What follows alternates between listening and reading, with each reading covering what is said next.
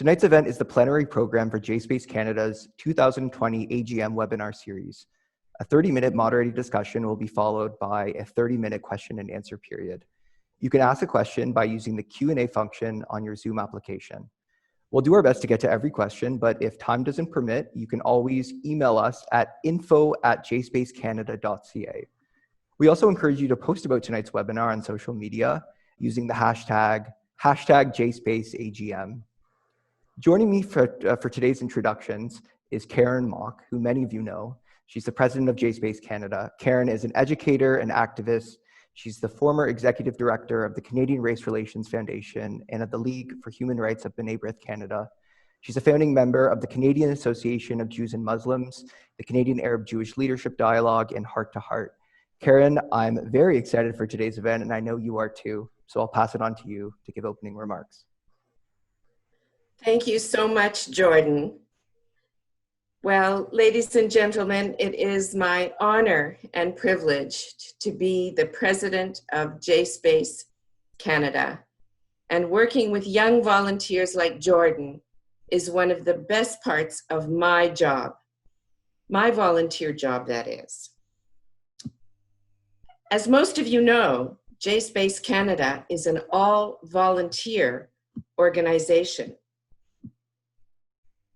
And in keeping with our understanding of the term progressive, we offer a Canadian Jewish voice on issues concerning human rights and social justice in Israel, the occupied territories, Canada, and throughout the world. It strives to raise the progressive Zionist voice in Canada. As we just retweeted, the progressive position is to promote a Jewish state and a Palestinian state, not to end the existence of Israel as a Jewish state. JSpace advocates for democracy, peace, security, human rights, and a two-state solution to the Israeli-Palestinian conflict. But what about the solution to the Israeli-Palestinian conflict on campus, sometimes manifesting as the Arab-Jewish conflict or Muslim-Jewish conflict, or sadly, the Jewish conflict with everyone else? For our part, JSpace Canada remains committed to promoting dialogue, civil discourse, and healthy and open debate about Israel and Palestine in order to engage with different people affected by the conflict, recognizing that there is community trauma inherited on both sides. But we feel it's essential that we strive to arrive at a common understanding and to find common ground as a foundation for social justice and peace, there and right here.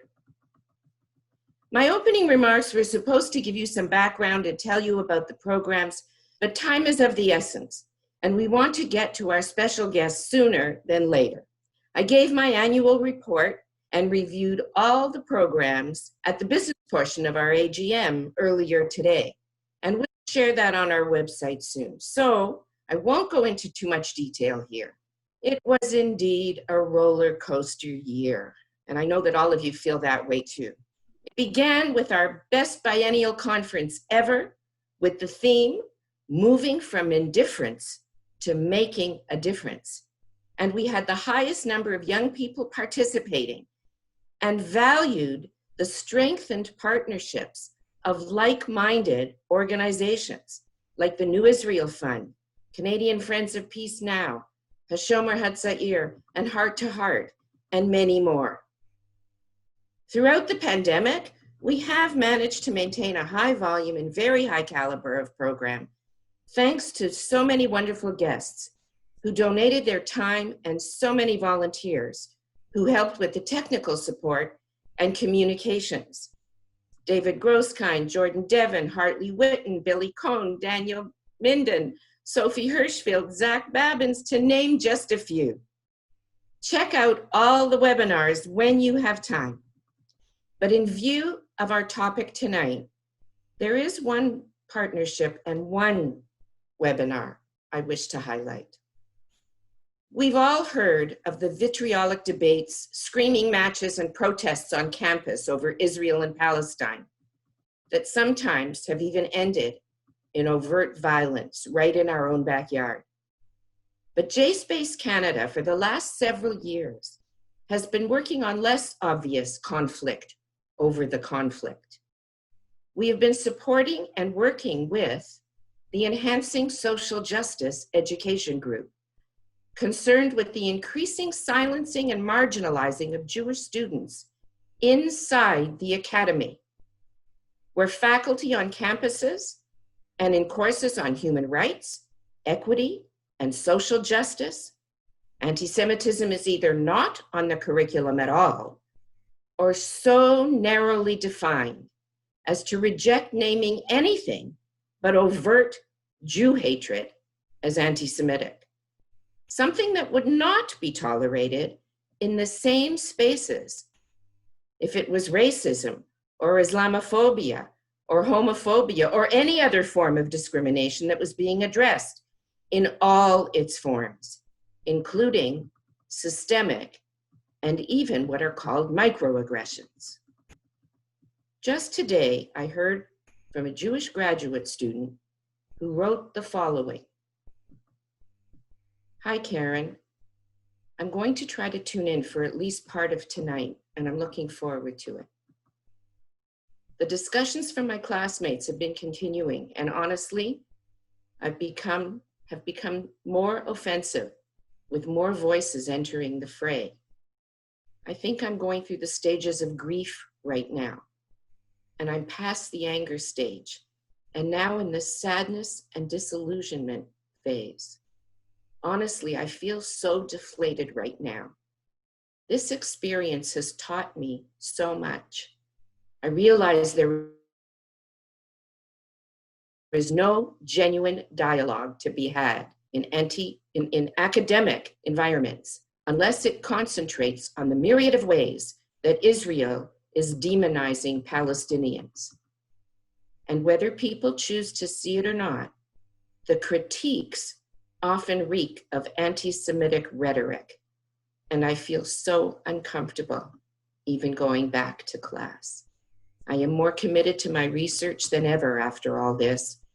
It is so important to create alliances with people who are truly open to dialogue. I'm even contemplating canceling my meeting with my professor.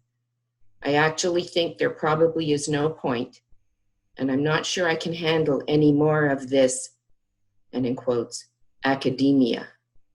What do you think? Do you have any advice? My heart broke. It reminded me of the awful stories of Black students dropping out of school, of mental health issues connected with racism, and so many other painful stories. But the other side of the same coin was what we heard in a school where Palestinian students told us that in their social justice education class, they could talk about the Rohingya, they could talk about the Tibetans, they could talk about Indigenous Canadians and anti-Black racism and all kinds of human rights violations in Canada and internationally, but nobody would let them talk about Palestine. And at the same time, anti-Semitism also was not on the agenda of that social justice education class. The educators in the academy and in the school had no idea how to handle the conflict using the effective teaching techniques, empathetic listening skills, and unbiased strategies that they knew how to apply in other areas. Luckily, at that school, they accepted the intervention from me and my close Palestinian colleague to help them engage in a process of the type advocated by our special guest today. And I'm going to invite our wonderful moderator, who will introduce him formally, to the screen, and also invite Ken to the screen. I'm personally delighted to have worked with Ken on tonight's program. He and I go way back to the days when we were part of the International Antisemitism Documentation Project, and when we commiserated on the Durban Anti-Racism Conference, for which I chaired the Canadian Advisory Committee and the International Jewish Caucus. One of these days, maybe we'll have a webinar about that. I invited Ken Stern to speak at our last conference because of the amazing work he's doing at the Bard Center for the Study of Hate. But he was working on his book then, so we agreed to host the Canadian launch in April. And then COVID hit. We are delighted that the book is available now. Congratulations, Mazel Tov, Ken. And we are so grateful for your being here with us tonight, and that we are able to host the Canadian launch virtually. We are very grateful to the New Jewish Press, a division of the University of Toronto Press, for hosting the webinar. Thank you, Jane and Chris and Natalie, and for their support. And don't forget that if you want to read this book, and I recommend it to everyone in the academy or teaching social justice or having challenges with the conflict over the conflict and the Israel-Palestine debate on the conflict on campus, don't forget that there's a discount for all of you who have. And now it's my pleasure to introduce Indira Naidu Harris, who is a trusted public leader, policymaker, journalist, and advocate. Indira was elected in 2014 as Halton's member of provincial parliament, and she held several cabinet posts in the Wynne government, including Associate Minister of Finance, Minister responsible for early years and childcare, Minister of Education, and Ontario's first ever Minister of the Status of Women. Among her many accomplishments in public service, Indira headed the Women's Economic Empowerment Strategy and the Strategy for Gender-Based Violence. She also worked on anti-human trafficking legislation, led consultations across the province with women and Indigenous groups, victims of violence, and social reformers, and worked with business and government officials on pay equity and other social justice issues. She is indeed a woman after my own heart. If you thought that she looked familiar and you weren't quite sure why, before entering politics, Indira was an award-winning journalist in Canada and internationally with various outlets, including the NBC, PBS, CBC, Omni, TVO, and CTV. Besides her amazing interview skills, what makes Indira Naidu Harris the perfect moderator for this webinar is that currently she serves as the Associate Vice President of Diversity and Human Rights at the University of Guelph. Indira works to foster a culture of inclusivity, equity, and accessibility. I've been delighted to serve on panels with Indira before, but tonight I'm particularly delighted to welcome her as our special guest moderator for this important and very timely webinar. Welcome, Indira. Thank you, Karen, and what a great introduction. Thank you so much. Good evening, everyone. I can't tell you how pleased I am to be here with you all tonight for what I know will be a thoughtful and at times uncomfortable discussion. Thank you. Thank you for joining us this evening and for this very special conversation with author Kenneth Stern about his new book, The Conflict Over the Conflict, the Israel-Palestine Campus Debate. Tonight, you are going to be challenged. You are going to have your ideas and emotions pushed to the limit, and you are going to have to think. think in a very real way that perhaps you haven't had to think before. And according to our guest here tonight, that's a very good thing. That's because the conflict over the conflict tackles one of the most contentious and divisive issues of our time, the inflammatory nature of the Israel-Palestine debate on today's university campuses. The book takes a close look at how groups on both sides of the issue attempt to censor each other rather than engage in meaningful dialogue. Stern points out that in the end, students lose because they don't learn how to develop critical thinking skills and grapple with conflict. He says campuses are the best place to have difficult conversations about the Israel-Palestine issue, for example, because those conversations will allow future generations to engage meaningfully in this important topic. The trouble is, sometimes difficult conversations can lead to strong emotions, hatred, and maybe even violence. So, how do we move past those troubling realities and have those difficult conversations at universities? Is that even possible? Or are we just setting ourselves up for failure and the likelihood of drawing a clear line in the sand that just keeps us apart? Well, Kenneth Stern's book, The Conflict Over the Conflict, the Israel-Palestine Campus Debate, lays out a blueprint of sorts for a way forward between the conflicting sides of this debate to solutions. The question we will ask tonight is, will it work? Is it realistic? Our special guest this evening is a man whose impressive career has been built on a foundation of human rights and equality. Kenneth Stern is the director of the Bard Center for the Study of Hate. He is also an attorney, an award-winning author, and he was the American Jewish Committee's expert on anti-Semitism for 25 years.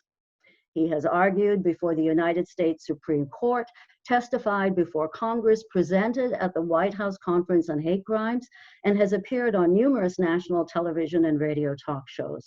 He is also the lead drafter of the working definition of anti-Semitism. And we are so pleased to have him here with us tonight. Welcome, Kenneth Stern. Thank you so much, Indira, for that kind introduction, and thank you so much for being willing to moderate this discussion. And I want to also thank Karen and people at JSpace for inviting me to do this, and my publisher, the University of Toronto Press, for their part in this too. That no author could be happier than to have an occasion like this, and to the guests too, who are willing to come and listen and have a conversation about, as you said, difficult issues. Absolutely. Kenneth, your book, The Conflict Over Conflict, chronicles one of the most divisive and toxic issues of our time on today's campuses, Israel and Palestine. What is it about the Israel-Palestine conflict that actually makes people nuts? Well, that's a great question. And one of the reasons, actually, I ended up having this book published with the University of Toronto is when I was shopping it around. They responded very positively to the first chapter of the book, which really tackles that question. Before we jump in the book to what's happening on the campus and how to understand the competing narratives, it steps back and looks at why people become so nuts, as you say, over this type of issue, what motivates them, what happens to people's thinking when their identity is tethered to an issue of perceived social justice. And from my day job, working on issues of building up the field of hate studies, there's a lot of material that really was informing how I thought about this. There's a lot of social psychology that basically describes how we see the world, how our brains were developed to see the world as an us and a them. And the things that affect our thinking when we try to, to navigate the world and its complexities. And when we see a perception that our identity is being threatened in particular, there's brain science that shows how our brains work a little bit differently. There's social psychology that shows that we tend to, be tribal in our thinking. And there's also a lot of literature about how the fact that we crave certainty, we want to reduce things to its simplest terms, to a very binary of right and wrong, good and bad. And a lot of what I chronicle in the book is a reflection of that people on each side try to demonize the other, rather than step back and say, gee, if I were born in different circumstances, would I think about it differently? So when I do workshops around the book and the issues, I go to that field of hate studies first to have people be aware of how their thinking is affected on these issues. And then from there, you can have rational discussions if you're aware of it. Well, let's just talk about that a little bit, about rational discussions. You suggest our ability, as you just said, to think rationally is inhibited by our identity. I have to ask, what's wrong with being passionate and having an emotional commitment and tie, so to speak, to an idea based on experience? There's nothing wrong with being passionate. I mean, part of why I got into law is I was passionate about civil rights and human rights. And I've been passionate about issues, including ones on the Israel-Palestine debate as well. But passion doesn't mean that you're not rational. I was passionate when I was doing the cases of the homeless and criminal defense things and all that years ago, but it would have been malpractice if I didn't have the imagination to say, even though I'm passionate and I think the other side is doing something that's very damaging, how would I present the case? How would I think about it if I were in their shoes, especially if they thought they were doing something noble or protecting an interest or a narrative? So, to be able to be passionate, but also to understand that your view is not necessarily the only view, and what feels good to you may not necessarily do good, I think is an important part. So yeah, I'm not saying not being passionate. I'm saying to be passionate, but also think about how you think about things and how others think about them too. And let's talk about that a little bit more because, we are definitely right now in the middle of some challenging times. We're being forced to deal with the harsh realities of the COVID-19 pandemic, everything from physical distancing and social isolation to quarantines. Yet, and you touched on this a bit, you talk about a different type of quarantine in this book. You say students are being quarantined from difficult ideas. What do you mean by that? Well, I think that part of the challenge on the campus is that we're neglecting its mission more and more these days. I mean, the mission ought to be to disturb students, to say it frankly. I mean, I have two kids in their 20s. I spent a lot of money putting them through college not too many years ago. If they weren't disturbed by ideas, I think I wasted a lot of money. We're all going to be disturbed by ideas over our entire lifetime. Just look at what the politics is playing out in America at the moment, and each side sort of vilifying the other. We're going to be disturbed by ideas, right? If you can't figure out how you're going to think about that, how you're going to navigate it, that's doing a disservice to building adults and civic engagement and civic responsibility. But what we're seeing in the last number of years is a push, and it comes, primarily from the political left, at least in the U.S., to say, wait a minute, students are fragile, students need to be protected from things that are going to disturb them. So, each of these things has some rationality behind it, and I document in the book. The three major things are called safe spaces, trigger warnings, and concern about microaggressions, and they all have some rationality to them, but they become a sort of derogation of the idea of individual responsibility. It's become a type of groupthink that says there are certain things that shouldn't be expressed or there's certain things that shouldn't be heard. I quote Van Jones, who's I presume folks from get CNN see him as an Obama advisor, but he was also saying safe spaces. He doesn't want students to feel safe. The whole point of the jungle is to deal with the jungle. You don't give students boots to do that. They have to learn how to fight basically over ideas. So and there's a backstory to this too. I think that there's an article by Erwin Chemerinsky, who's the dean of the Berkeley Law School, that I thought was spot on with this. He was saying that there's a disrespect for free speech norms too, partly because students didn't realize my generation, growing up, free speech was very important for progressive social politics and the war in Vietnam and civil rights and so forth. But the other thing that's happened over this decades and more recently is that students have come into contact with something that's very positive, anti-bias education in schools. And so they realize they have a civic duty to interrupt bigotry when they hear it, not to engage in expressing it themselves. But that translates to trying to shut out ideas even things that they may perceive to be bigoted. And I think that's creating a generation of students who are not going to have their ideas shaken and stirred. I don't think the students are so fragile that if you create and cultivate an environment that says you're here to be disturbed by ideas, and it's the safest space to have yourself disturbed by ideas, that's a positive. To say we're going to protect you from hearing things that are going to disturb you, I think is a problem. And I wrote the word quarantine before COVID. Okay, now you're talking about students being disturbed by ideas, but I have to ask you, and you've touched on this a bit, are you suggesting that we walk along, a very dangerous line with some of these uncomfortable conversations? I mean, what about the possibility of folks being out there who will be promoting hatred under the guise of freedom of speech? Where do we draw the line, and how do we make sure that we are a civil society discussing things in a civil way and with respect for one another? Well, one of the contradictions of life on campus, and it's a great tension.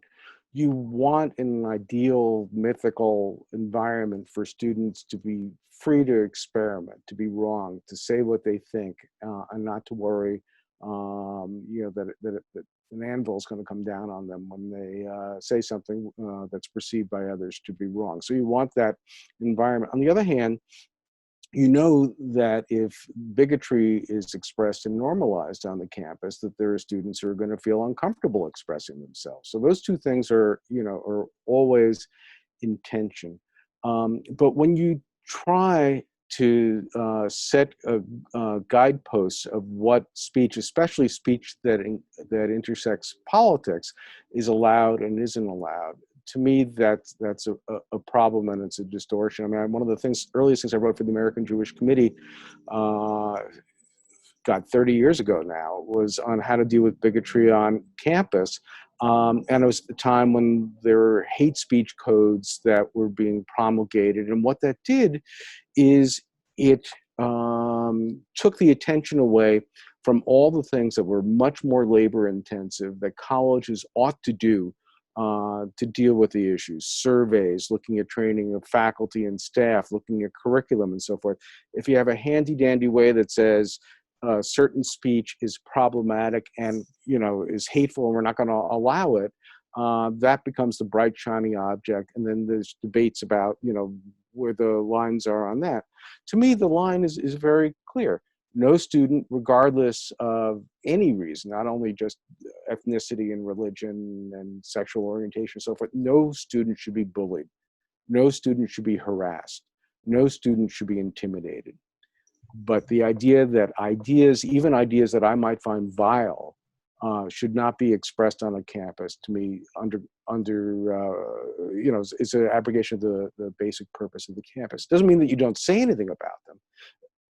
The contrary, it's important to speak out about things that you find objectionable and explain why, and enter into the intellectual debate of the campus. And if people are getting pushed back to not being able to do that, it's the responsibility of administrators to help them have that space to have those tough conversations. But to me, the slippery slope of starting to talk about speech and ideas is problematic, rather than harassment, intimidation, is wrong. And frankly, I mean, one of the things that I did at AJC, some of you folks may remember, there were incidents of like the one that Karen was describing at the beginning on some campuses, and this is at the time of Concordia had the riot when Netanyahu was there in the early 2000s, and I was able to get over 400 college presidents to sign a statement that basically said our duty is to preserve on campus academic freedom, and that means the president's role is to make sure that students aren't harassed, students aren't discriminated against, students aren't bullied. But you will not find 400 college presidents. I doubt you would find one that would subscribe to an idea that certain ideas should not be able to be expressed at all on a campus. Okay, so you're talking about the fact that we need to have difficult conversations, and conversations, let's just face it, that people are passionate about, they're emotional about.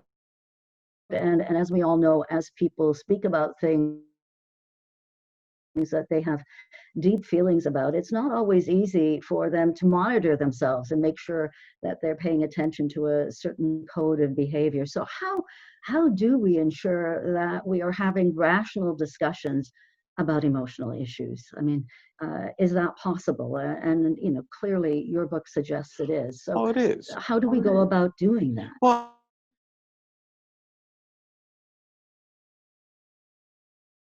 I think there are a lot of steps. I think there is a response to have these difficult conversations, not only on Israel-Palestine, but on other issues as well, to develop the skills for critical thinking and discussion, and being respectful of people that have different opinions. At Bard, I have a colleague at the Hannah Arendt Center who does a program called Tough Talks, and it's precisely that. It's to bring in really contentious, high energy, high emotional differences, and to have people rationally discuss it, and to model for students how that's possible.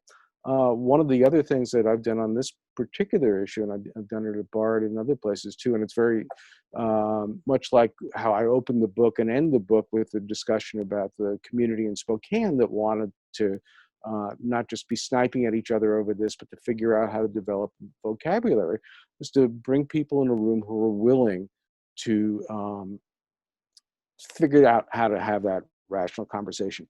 It was heated. It was disturbing. I thought people were going to walk out in the middle of it, but everybody stayed. And there were really, I mean, it was all off the record, and I can't tell you who was there, but I could tell you this wasn't just sort of the middle of the road. There was somebody who was a very strong, well-known, if I said the name, an academic who's a proponent of boycott, divestment, sanctions, and is a star in that field. And there was a former AJC colleague of mine who's the head of a mainstream North American Jewish organization. So it was a diverse group, but they were there to really just talk and to figure out how to have that type of discussion. And I'm not saying that it changed people's minds. I'm saying they wanted to figure out how to do that. And I think the more you cultivate that environment, the better. Some of the other things I talk about in the book, and I can go into a little bit more detail if you want, is certain types of classes that model how to have these discussions, and certain types of classes that talk about free speech, that talk about how to think, that talk about anti-Semitism. I think it's all part of the package. There's no silver bullet, but I think you can create an environment that makes these types of conversations not only more likely, but more effective, and that students would really flock to. In order to have these conversations then on a topic that you yourself say, is a toxic topic to a large extent, folks on both sides of the issue have to be ready to engage. They have to be brave. And, when we're talking about students on campus, they have to be open and willing to step into the light, so to speak, and run the risk of being labeled with an ism in order to have those disturbing discussions. Any advice on how they can do that? I mean, how do you encourage folks to have those conversations and the ground rules and really put themselves on the line on a topic that they could walk away from really being attacked and quite possibly not really feeling like perhaps they should have done it? Yeah, and it happens on both sides. I mean, that's one of the things I chronicle in the book. If you look in the index, pro-Israel folks are called Nazis, pro-Palestinian folks are called Nazis, pro-Israel folks are called capos. People on both sides are called traitors when they say something that's outside of what the narrow narrative that some are subscribing to. So it does take some either guts, or I think more a desire to be honest with yourself and with others, especially if you're concerned about ideas. And one of the things that I talk about with Jewish audiences, is that sometimes the reflexive instinct to say, oh, Jewish students are being assaulted. We have to step up. It's a war. We have to weaponize this. Is doing actual harm to Jewish students, and even if you look just in the parochial from that interest. Sometimes people come from outside the campus with an agenda and impact things that are happening inside the campus without, doing the due diligence and talking to the people on the ground there and asking what's really helpful, creating messes that they have to leave, they have to fix up themselves. And there's a need on a campus to really have people continue to see themselves as part of a community, and outside forces can sometimes help to break that apart. One thing I learned, if people come away with one thing from the book, it's this one thing I learned from the day in, day out work on campus issues of 25 years at the American Jewish Committee with a lot of college presidents, including Jim Friedman, who I acknowledge in the dedication, and Yehuda Reinhardt of Brandeis, who I mentioned in the book, is that if you're going to deal with an issue on campus involving bigotry, it has to be with a strategy that at minimum does no damage to, and at best amplifies academic freedom and free speech. To try to use the language to weaponize makes it worse. I mean, I have a real problem, as you see in the book, with some of the pro-Palestinian narrative that says it's normalization of the conflict, even to have a discussion with a pro-Israel Jewish group with the idea that the Jews are doing Israelis are doing horrible things. Jewish students that support it are therefore endorsing something horrible. You wouldn't sit down with a Nazi. Why would you sit down with him? But on the flip side, there are pro-Jewish groups, pro-Israel groups, that are also not allowing people to come in that maybe Israelis, for example, that have served in the territories and are very critical of it. They're reflecting the same thing. It's a narrow thing we're going to discuss and not open it wider. That becomes much more difficult. So I think it's in the interest of everybody to basically say an invitation does not mean an endorsement, that there are things being said out there by others that have a different point of view, rather than to stop them from speaking, and rather from defining them as hateful before they even open up their mouths. Let's have a little bit of imagination to think why they may be thinking that way without it necessarily being hateful. It may just be from a different perspective. And if it does, in our view, have a negative effect on interests that we hold dear, let's sit down and discuss it. The more that we set up those sort of parameters, the more likely I think it'd be more comfortable for people to step forward and put themselves at some risk. Yeah, very interesting. Two more questions before we open it up to our audience. And just for those of you who are out there, when you are ready to contribute a question, just go to the Q&A function on your laptops or in the Zoom call and type in your questions, and we will be seeing them pop up, and I will ask them for you. But, still a couple more questions. So you have sort of touched on this a bit, Kenneth, but you really lay out a blueprint of sorts for the readers to help them navigate through the Israel-Palestine issue on campus. What is that blueprint? I mean, if you could sum it up in a brief sort of way, how would you say folks should be, embarking on this journey of knowledge, really, and knowledge acquisition, you know, an understanding of what each other's positions are, so that we can come up with a solution that works for everyone. What is that blueprint? Because let's face it, this has been an issue that has been around for some time, and folks haven't been able to find that roadmap, so to speak, to a solution. Well, thank you for asking that. I mean, I'll give you one example from the book. As you know, I give a lot of different suggestions, but the one that really sparked my imagination was a class that was developed by a woman named Natasha Gill, that's been taught at Barnard, the New School, and University of Maryland, and a few other places.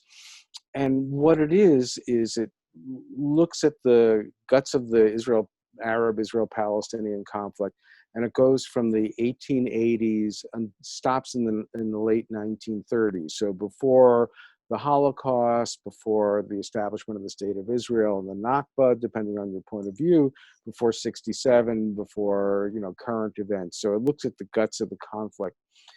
And the class is built around the Peel Commission. Now, some may not remember what the Peel Commission was. When the Brits had the mandate for Palestine, and, you know, figured out what should we do with this, they sent Lord Peel to basically talk to everybody and come up with a plan of how this should be solved.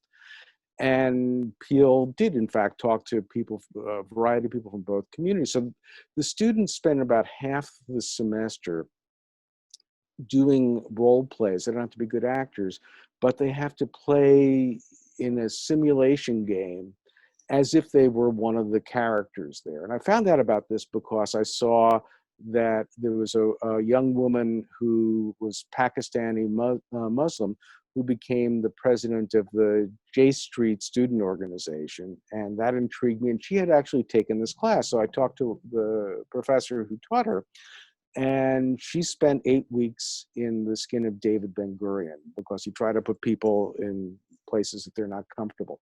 And when I talked to her, she said, "You think that was weird? I had an Israeli classmate who had to be the Mufti of Jerusalem." And she said, you know, as much as a pain in the butt as he was in this simulation, the guy who was the Jabotinsky figure, the far right, you know, guy in Israel, was more of a thorn in her side, as she was the Ben-Gurion figure navigating this. So, you know, Natasha Gill said to me when I talked to her about it, she said, you know, it was great because students came in, as students will do in a class like this. "Oh, this is great. We're going to figure out how the Israel-Palestine conflict could have been solved." And they come out of it saying, "Gee, now we understand why 80 years after the Peel Commission, it still hasn't been solved." So that's precisely what you want to do with education. Now, the difficulty was one thing before leaving AJC and taking over the Bard Center for the Study of the Hate. I ran a small foundation for a few years, and I wanted to train, you know, about 40 professors on how to teach this class, and I couldn't raise the money. And the problem was probably partly because I'm not the world's greatest fundraiser, but it was also because it was reflective of the problem. There were people in the Jewish community who thought that this was a good idea, and then thought about it some more and said, "Gee, do I really want to spend half my money teaching the Palestinian narrative?" And there were people on the Palestinian side who said, "It's going to taint me if I participate in something that had some money from people that were seen as pro-Israel." So it never got off the ground. So, you know, one of the things I suggest in the book is that people, you know, now know about this type of class to replicate it. And I think if organizations like JSpace and others can help promote this type of learning, I think that's a big step. There are lots of other suggestions in the book too, but that's the one that I found the most unusual and perhaps the most effective. Well, no doubt a very complicated subject and issue.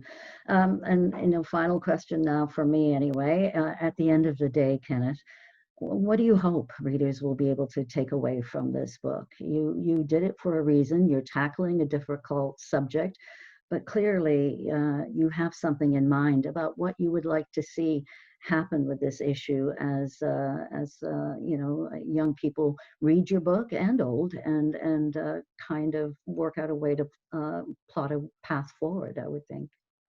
Yeah, well, I mean, the reason I wrote the book was that I was really deeply concerned with what was happening with the academy.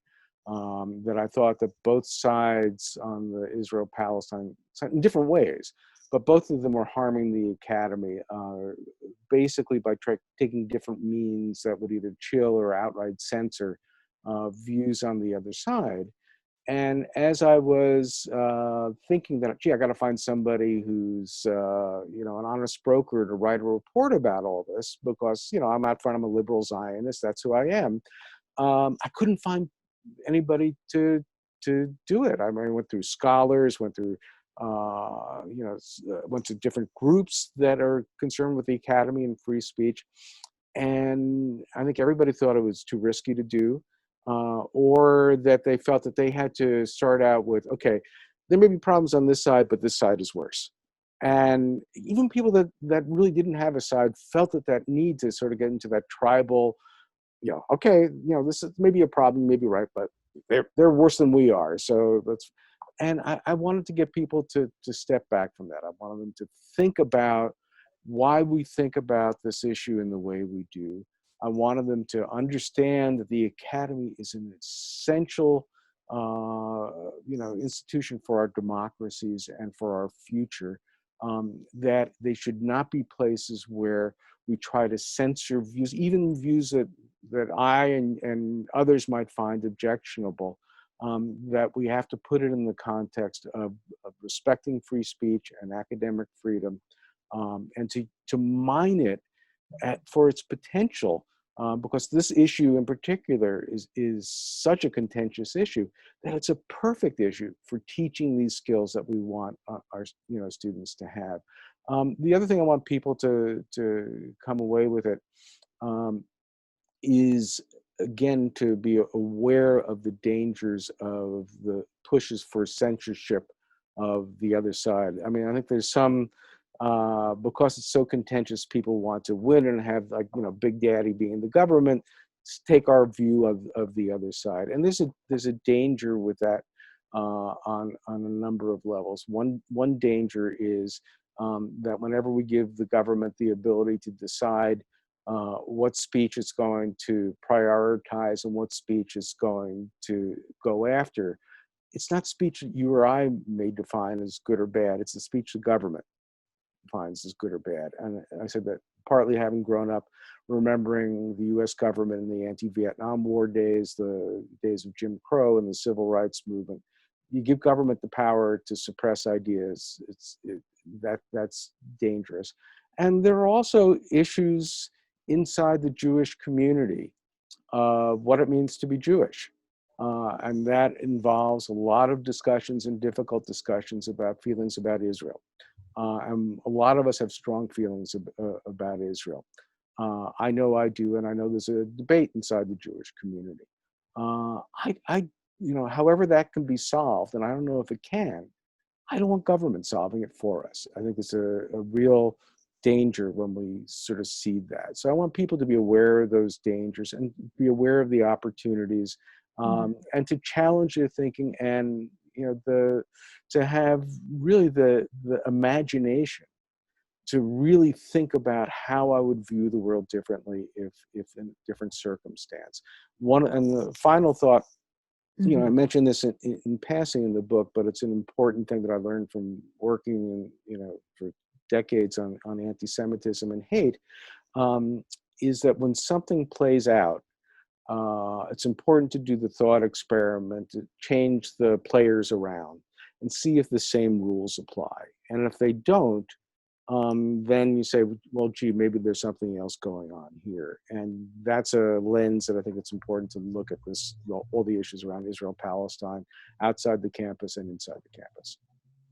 Well, that's a very good point to end our conversation with you on tonight. So thank you, Kenneth Stern, for sharing your ideas and thoughts with me tonight. This My is pleasure. a difficult subject, and your comments really open up a whole new world of possibilities. It's now time for us to shift this discussion to all of those folks who are out there and watching this session and this webinar this evening. And thank you all for being there and watching tonight. As I mentioned earlier, please send your questions in to us through the Q&A function on the Zoom line, and we'll try to get to as many of them as we can. So I'm going to go now. I'm going to look at the chat line here, and we have a couple of questions. So one of them is, two people actually have asked this question, so let's go with that one first. Sure. Do you believe that Jewish organizations put a disproportionate emphasis on campus issues compared to the real-world impact of campus anti-Israel activism? It's, you know, hard to say how they decide to allocate their resources. I will say that, you know, that there's sort of a view sometimes that anti-Israel things on campus are ubiquitous, and I go through the data in my book. So in the United States, every year there are 2 times as many pro-Israel programs than anti-Israel ones. In 2002, the first call was made for divestment from Israel. 18 years later, no campus has divested from Israel.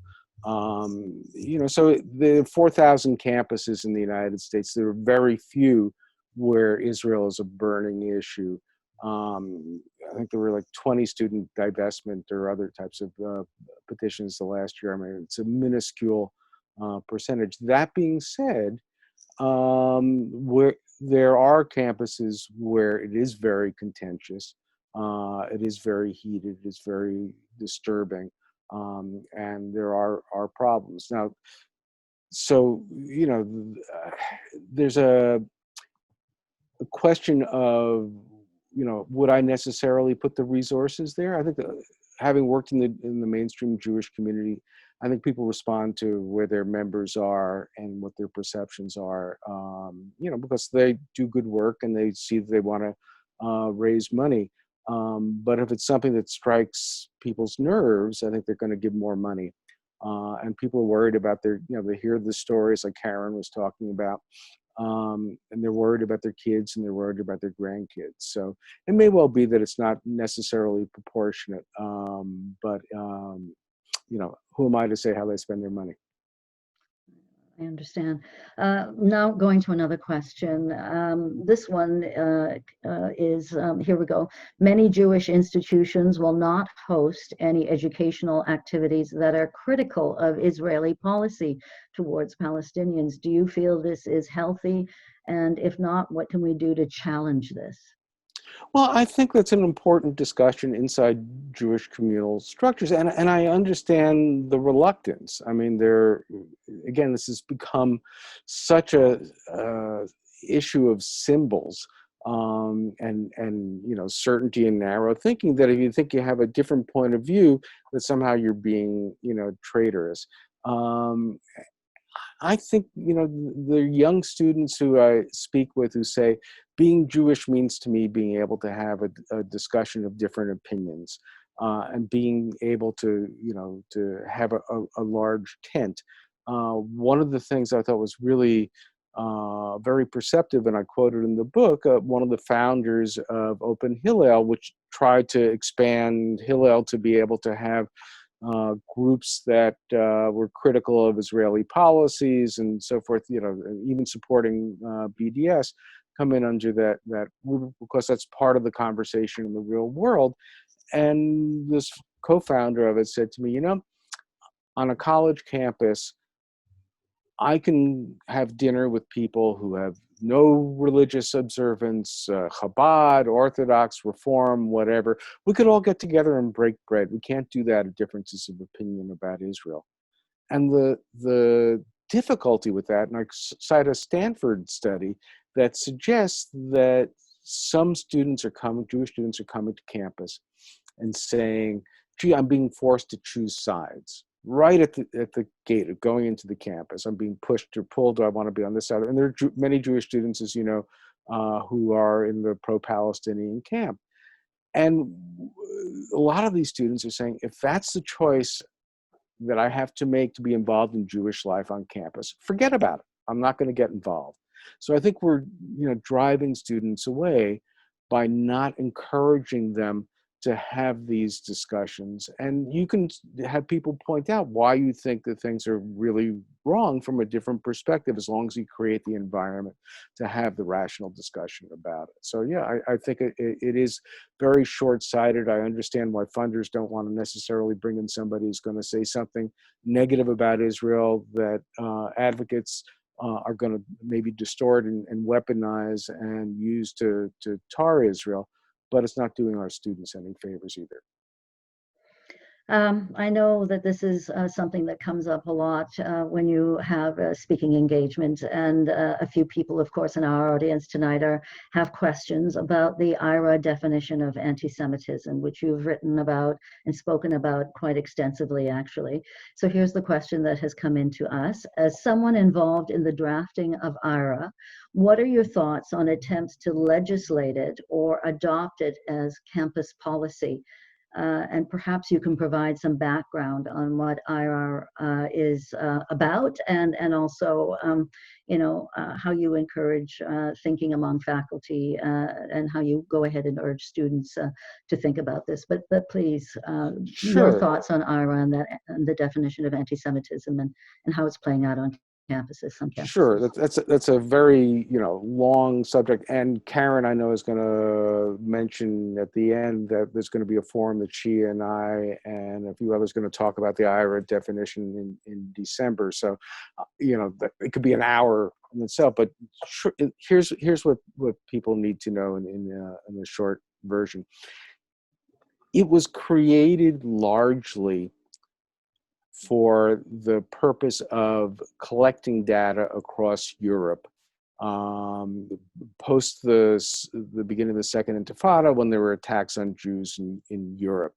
And there were people that didn't have guideposts of what to include and what to exclude from different countries. And it was, as we were constructing it, the idea was to have some sort of measure of things that would be important over time. So there are lots of things in the definition, that don't get talked about, like how you look at hate crimes, and how you look at Holocaust denial and so forth. The Israel thing was important. There were a few questions about Israel because we saw a correlation between anti-Zionist rhetoric, sometimes reflecting, holding all Jews responsible for the actions of Israel, or comparing Israel to Nazis, or saying Israel should be wiped off the map. And there were other examples. And we saw that not as a cause, but as a correlation with the rise in hate crimes against Jews. I had a colleague that Karen and I have worked with for many years, Mike Wan, who used to be able to hold up a graph of, here are the attacks on Jews in London, here are the horrible mentions of Israel in the press, and they were almost identical. You could superimpose them. So it was, to collect the data was the major, not the only, but the major reason for that. The thought that this was going to be used as a hate speech code on campus was abominable. I mean, as I mentioned, in 2002, I worked on a statement of 400 college presidents that were about attacks on Zionists and Jews on campus, but reaffirming academic freedom, talking about harassment and intimidation, not speech that was critical of Israel. So what happened, and I'll explain in that other forum, the background to the legal aspects of how this was put together. But basically what happened is there was a new power that was established in 2010, the Department of Education in the United States, that allowed harassment, discrimination, intimidation against Jews and Sikhs and Muslims as ethnicities, because religion was not considered part of what was protected under the civil rights law.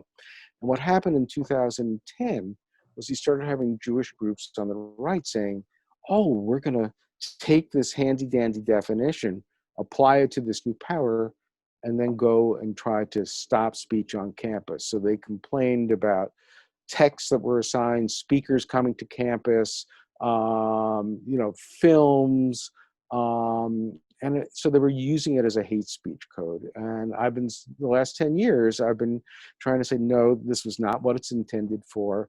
None of us thought that it would ever be used this way, and it's incredibly destructive.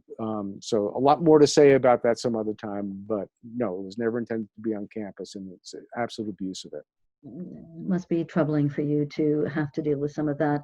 Another question now, this one, how do you encourage the kind of thinking among faculty that you urge for students? I think that's a great question. And it depends, a lot on the circumstances of the individual campuses. I am very fortunate to be associated with Bard College, where I also, was graduated many, many decades ago, and my daughter went and I've taught. And one of the things that's wonderful about Bard is that it has leadership, and particularly a president who encourages different points of view. So, he's at times brought in very conservative faculty because the faculty tends to be more liberal. And the faculty respect each other. I've never seen, even though people may have stark political differences, putting each other into this box where they're going to vilify them and not see them as colleagues. And I think that starts at the top down. So, and I've seen that in other campuses too. So the more that you have that leadership, the better it is. And when I've done, the trainings on how to deal with bigotry on campus too, I talk about the leadership in creating the environment that fosters the opportunities to have these types of discussions. There are other ways too. I think outside groups can help promote that, and also can stop, as I said before, coming in and making messes that others have to clean up. If they come in and say, how can we be helpful to increase, the capacity to have difficult discussions? How can we support faculty who are getting vilified? And it happens on both sides. I mean, there are Jewish faculty who feel, especially junior faculty, that if they say that they're supportive of Israel, they're going to alienate their colleagues. And there are pro-Palestinian faculty who fear that if they say something, are going to get on this database of a group called Canary Mission that's nothing more than a McCarthyite blacklist, and they're going to start getting death threats. So the more people can try to say, you have a right to have a different point of view, but you shouldn't be vilified. And one of the things I'm proudest of is helping create something called the Alliance for Academic Freedom, which is against boycotts of academics, but firmly supportive of professors who are in a pro-boycott position. We disagree with them, but we go out of our way to defend their right, because when you're supporting a principle, you have to be consistent, and I think it's even more urgent. You have to apply it to people that you may not agree with politically, because you're only applying it to yourself. You're not being principled. A very, very important point that you're making there, about making sure that you're being true to the conversation, essentially, right? And making sure that you are having an open mind in these conversations. Question now from Shai, who asks, what impact, if any, do you think this year's actual quarantines will have on the approach to campus debates in the next few years? That's a great question, and I don't know that I'm any better at predicting the future than anybody else. I think one thing for sure, when we're talking about a post-COVID world, I think some of what we learned from having to do everything on Zoom will be transferred. And I think that provides some opportunities as well. I mean, one of the things I had to do at Bard is we had a public speakers series, and I loved it because I used to bring in people and we used to schmooze with the students and have dinner. And it was very face-to-face and engaging. Everything got moved to a webinar. But the flip side of that was there were people that I was salivating to get to Bard. How do I get this guy from Stanford to come? Robert Sapolsky, who's written amazing stuff on hate, and the brain. To get him for an hour in front of his computer in Berkeley was no big deal. And we actually, put it up on our YouTube channel. I checked the other day, we had like 2,400 visits to it. So there are opportunities there too as well. And I think we'll, figure out how to network a little bit better, how to bring in other voices from other places, how to collaborate more. I think there are opportunities for students to go beyond the walls of their campus and to have discussions that involve, different campuses as well at the same time. So whether we're going to take full advantage and realize all those opportunities, I don't know. But I hope we do. But the instinct to hate or to see an us and a them and to vilify happened before COVID, it happened before the internet, it happened before the printing press. It's going to continue. We just have to figure out how to be smarter to combat it and to use the tools that we have more effectively. We're getting ready to wrap. I can't hear you. Are you up? There we go. Sorry about that. My apologies. We knew this was going to happen at some point, but I'm on mute and not anymore. We're getting ready to wrap things up. But the next question is, does the current election debate provide additional lessons to managing contentious issues? So I assume this individual is asking about the election south of the border, the most recent one, and what your thoughts are about debate and contentious debate. We've had an election here. So yeah, I mean, it's something that is worrisome, to me. I mean, one of the things that I decided to do a few years ago, and a lot of my progressive friends thought I was nuts, and some still think I'm nuts about it, is I said, I have to watch a lot of Fox News, which is not where I was getting my news.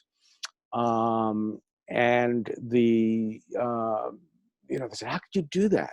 And I said, how could I not? This reflects millions of people who see that's where they get their news. Do I find it aggravating? Do I find it difficult? Do I also find it varied? There's some people there that are much better than others. But I said, how can I not look at that? And when you look at that and there's another thing called Newsmax now where Fox, for some of the people that believe there's a total fraud in the election now have gone over to this. It's even further right. It's an alternative reality. So there really are two narratives, both of which talk about the other as having stolen the election. I did a webinar last week, and if you go to the Bard Center for the Study of Hate's YouTube channel, you see it with a guy named Jim Waller from Keene State. And I had him do it on the risk of mass violence in the aftermath of the election. And he did a report for the Stanley Center for Peace and Justice that really looked at the fragility of democracy. He's done it for other countries around the world. But he did it for the United States, and he did it right at the time, right before the election. And, Jim and I have talked for years about this, and the basic idea is that to deal with hate, you have to have stable democracies. It's a precondition. It's a part of what's necessary. And there's things that have been happening that well predate Trump that suggest that democratic norms are being eroded. And like you have erosion on real infrastructure, like a highway, it's not always visible until it collapses. And so there are danger signs here. So I'm worried. I'm worried about if the narrative continues that, this is a betrayal, one side stole or the other side stole, there may be violence and there may be contention. And I hope that there are more voices that come forward from both sides that really reflect the idea that, there are 70 plus million Americans who see things this way and 70 plus million Americans who see things that way, but we're all American. And we have to find the commonalities and to push back and to get smarter about how we push back about some of the instinct to get into our camp and beat up the other side. I think we have a lot to learn. That's part of what I'm doing in the Center for Hate Studies, is figuring out with academics and others, how do we get those tools from politicians and others and journalists and business leaders and civic society and so forth can do better, rather than just to say we think we know what we're doing and mouthing, sometimes platitudes. But we need to get smarter about it, and that's part of how I spend my days. And I have more questions than answers, but I think if we focus on the need for the answers to the questions, we will get them. It's such an important time, and so many, key and vital questions now. And, let's just face it, a decade ago, we would not have been thinking about having to grapple with some of these things. I don't think, certainly in an American election and having to deal with some of that. And I can understand how important this piece is for, the Center for Hate or the Study for Hate, because it really is key to get those conversations going on and have people start to understand each other. Absolutely. Final question then. There are many organizations whose sole purpose is to train students how to debate one way or another on Israel or Palestine. How do we combat that type of polarization? So just a few minutes for this, but our last question, and I think it's a very important one. Sure. Look, I understand why people feel that they have to, train students to do this. And they think that they're doing good. And I've talked to a lot of those folks, but I encourage them to sort of step back a couple of steps. One is, as I said, to think about students not as warriors, but as young learners that we want to have for many decades to be productive citizens, and that we may want to empower them, but we should empower them to think, not to be ideologues.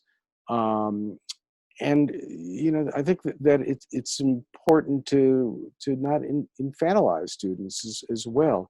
I disagree with a lot of Jewish students in groups that are on the far left of the Jewish community, and who have taken an anti-Zionist position or supporting BDS.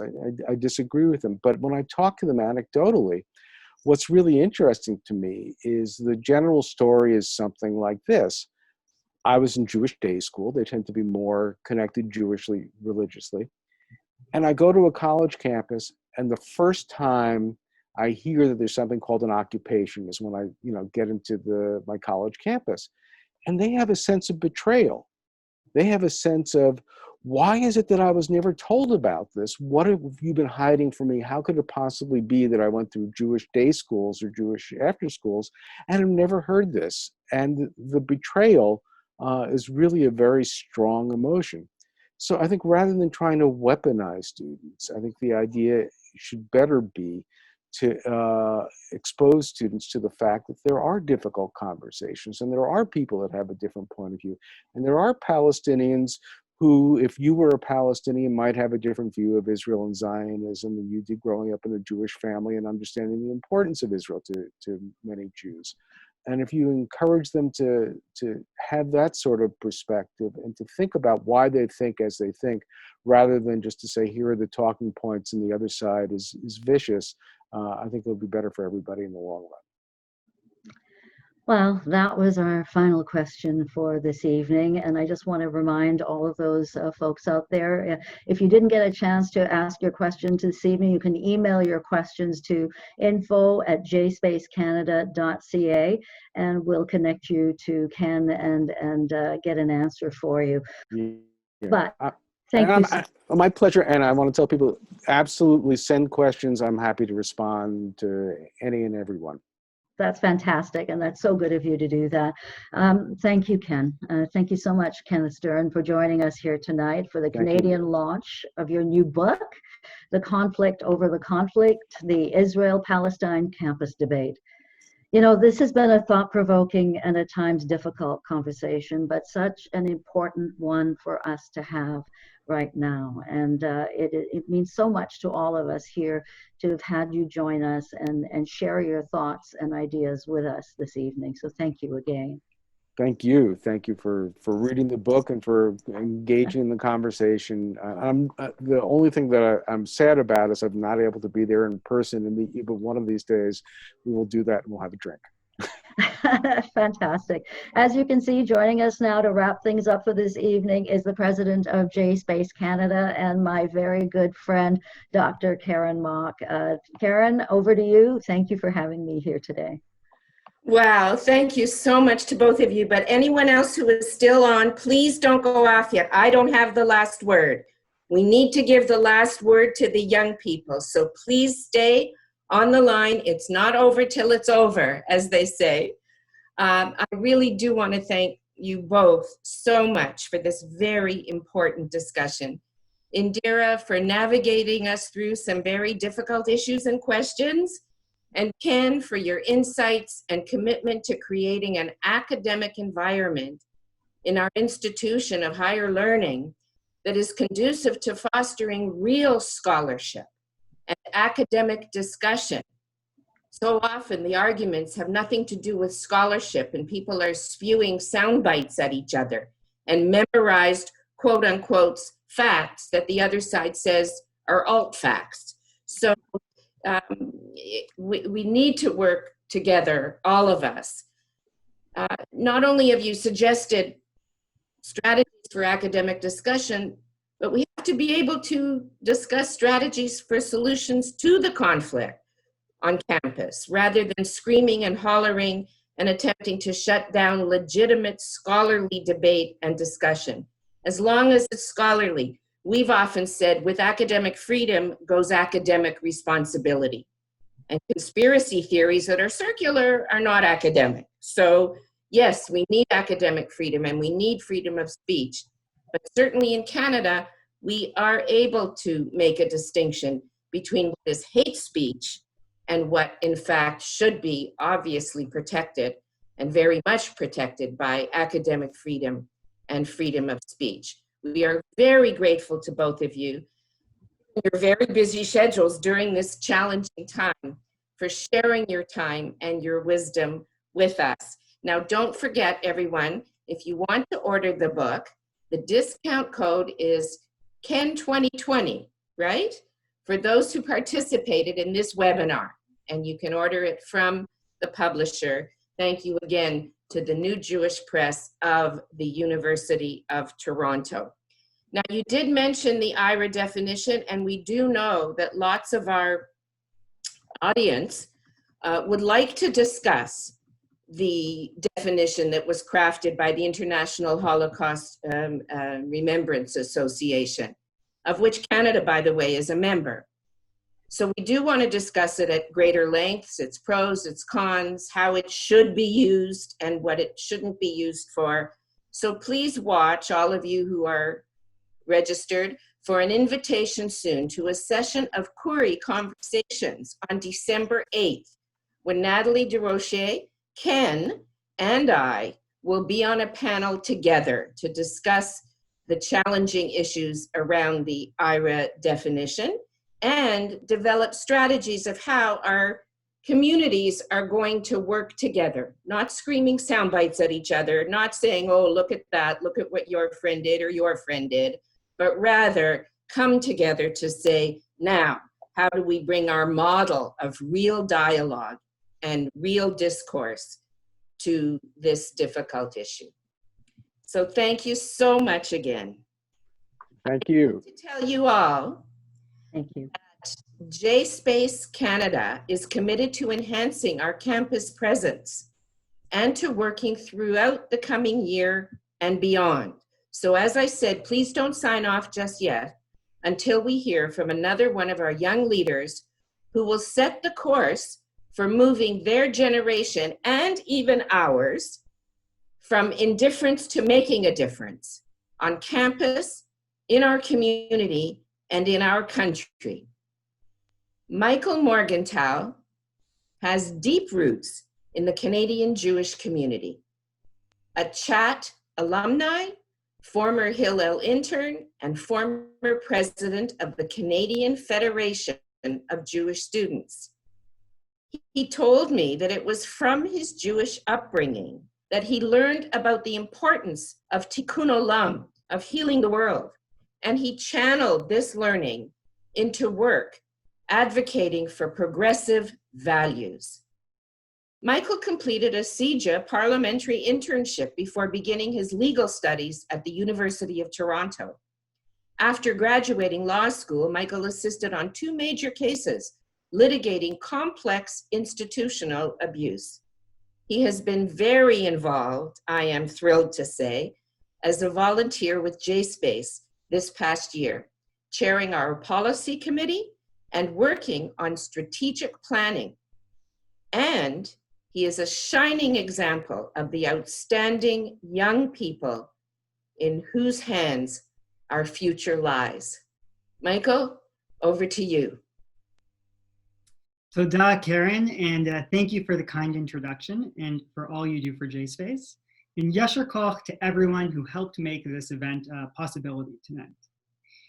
It feels a trite at this point to remark upon the oddity of this Zoom event. After all, pandemic is the new normal, right? We've become accustomed to it.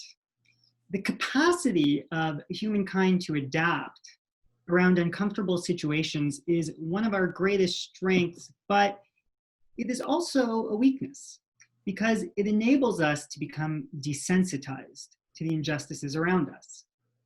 Indeed, in the Canadian Jewish community, it often feels inane to speak for peace. Too many of our friends and family have become accustomed to the twin viruses of occupation and anti-Semitism. At JSpaceCanada, we find ourselves unwilling to accept this. We know in our hearts that a better world is within reach. My story is like that of others who have found nachas in the mission of JSpace. Growing up, the Jewish community was my world. Jewish peoplehood is more than a theory. To me, it is a reality that underlies my lived experience. I am bound to Israel not just through family ties and fond memories, but as a focal point of my cultural identity. I remember listening to Shir L'Shalom play over the PA system in memory of Yitzhak Rabin. I remember being told by my teachers that Israel was working towards peace, but we have to wait for the right Palestinian partner. Well, years later, I'm still waiting. The occupation continues unabated. Our community remains divided within, and too often maligned from without. Well, I'm tired of being told to wait for peace, and I am ready to do whatever I can to make peace a reality. I want to do what I can here in Canada, in our own community, to shift the conversation away from blame and towards resolution. I know our local community can help shape a better future for the Jewish people. We can demonstrate the efficacy of Arab-Jewish partnership by fostering it here in Canada. We can lead the way in rooting out anti-Semitism with precision and empathy. We can cultivate an inclusive community in which young, diverse voices feel welcome. We can build this future, but we are going to need JSpaceCanada to get there. This past year, JSpace has done tremendous work to become the effective, sustainable organization that we need. We are going into the next year with the most generationally diverse board in the organization's history. We've begun a policy process that is collaborative, progressive, and heartfelt. We've embraced this virtual world with webinars and reached more people than ever. In the year 2020, many of us have stopped trying to imagine the future, but I am asking you to imagine the kind of progressive Jewish community we can be. We can get there, but we need your help. There is so much good that JSpace can do, but the reality is that we cannot do it on passion alone. We have the perseverance, we need the resources. I want to share with you JSpaceCanada's Plant a Seed campaign. We are committed to raising $10,000 by the end of 2020. I have already made my own contribution, so we are on our way, but we still very much need your help. The seeds that we plant will empower us to become a hub for young progressive Jews across the country. My story is the same story of so many other young people in our community, and I am asking you to invest in us so that we can build the progressive Jewish community that we yearn for. We can do it, and with your help, we will. Od tir'eh, kama tov yichiyeh, b'shana chaba'a. It's going to be a big year. Good night, everyone. Laila tov. Thank you so much, Michael. All the best, and we'll see you all soon.